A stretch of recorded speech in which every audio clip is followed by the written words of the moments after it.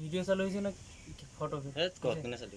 Hello everyone, তো আজকে খুব ইম্পর্টেন্ট একটা টপিক নিয়ে আলোচনা করব। সেটা হচ্ছে যে 2024 সালে যারা হচ্ছে ইউটিউবে মানে কন্টেন্ট ক্রিয়েটর নিয়ে আসতে চাচ্ছেন, যারা হচ্ছে ভিডিও তৈরি করতে চাচ্ছেন তাদের জন্য।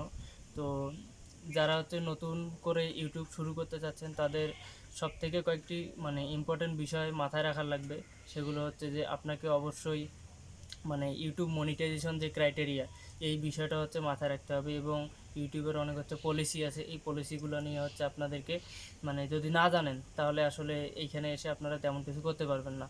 তো ইউটিউবের যে মনিটাইজেশন ক্রাইটেরিয়া সেটা হচ্ছে আপনার যে কোনো সময়ের মধ্যে 1000 সাবস্ক্রাইবার পূরণ হওয়ার লাগবে, এবং আপনার লাস্ট হচ্ছে 12 মাসের মধ্যে আপনার ভিডিওতে হচ্ছে 4000 ঘন্টা ওয়াচ টাইম পূরণ করতে হবে।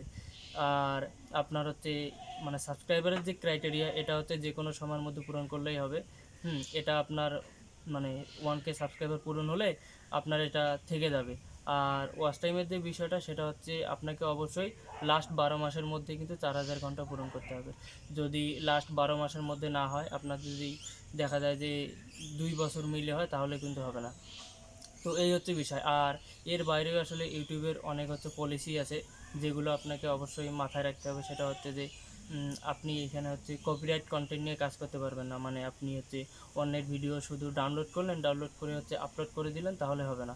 এখানে আপনার হচ্ছে কপিরাইট ইস্যু আসবে, যার কারণে দেখা যাবে যে আপনার চ্যানেল মানে অতিরিক্ত যদি এরকম কাজ করতে থাকেন তাহলে আপনার চ্যানেল একবারে সাসপেন্ড হয়ে যাবে। তো এটা ছিল একটা। আর একটা বিষয় হচ্ছে আপনি আর হচ্ছে রিইউজ কন্টেন্ট নিয়ে কিন্তু বর্তমানে খুব ঝামেলা হচ্ছে। তো এই ধরনের ঝামেলায় আসলে মানে যাতে আপনার চ্যানেল না পড়ে, তাহলে ওই চিন্তা ভাবনা করে কাজ করতে হবে। আর অন্য কারো মিউজিকও অ্যাড করা যাবে না। আপনি যদি মানে আপনার ভিডিওর মধ্যে অন্য কারো মিউজিক অ্যাড করেন তাহলে সেক্ষেত্রে কিন্তু কপিরাইট আসবে, কপিরাইট ইস্যু আসবে। তো এই কারণে মিউজিক অ্যাড করা যাবে না। আপনি যদি ব্যাকগ্রাউন্ড মিউজিকের প্রয়োজন হয় তাহলে ইউটিউবের হচ্ছে নিজস্ব ব্যাকগ্রাউন্ড মিউজিক আছে, আপনি ওইখান থেকে ডিরেক্ট সিলেক্ট করে আপনি সেগুলো ইউজ করতে পারবেন। আর ভিডিও এবং হচ্ছে ফটোর ক্ষেত্রেও সেম অবস্থা। আপনি হচ্ছে যে কোনো জায়গা থেকে যদি ভিডিও ফুটেজ অথবা ফটো কালেক্ট করে হচ্ছে ভিডিও তৈরি করেন তাহলে সেক্ষেত্রেও কপিরাইট ইস্যু আসবে।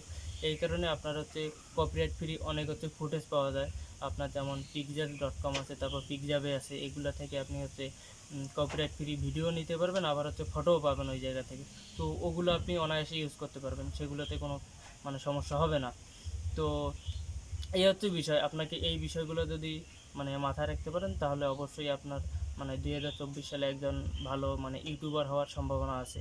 এগুলো আপনাকে অবশ্যই মানে মেনে চলতে হবে। যদি আপনি এগুলো মেনে চলতে না পারেন তাহলে আসলে ইউটিউবের পক্ষ থেকে আপনার যে কোনো ধরনের ইস্যু আসতে পারে। তখন দেখা যাবে যে আপনার চ্যানেল হচ্ছে সাসপেন্ড করে দিয়ে দিবে, অথবা মানে মনিটাইজেশন পাবেন না, এইরকম সমস্যা হবে। তো ঠিক আছে, ভিডিওটা এখানেই শেষ করব। সবাইকে ধন্যবাদ।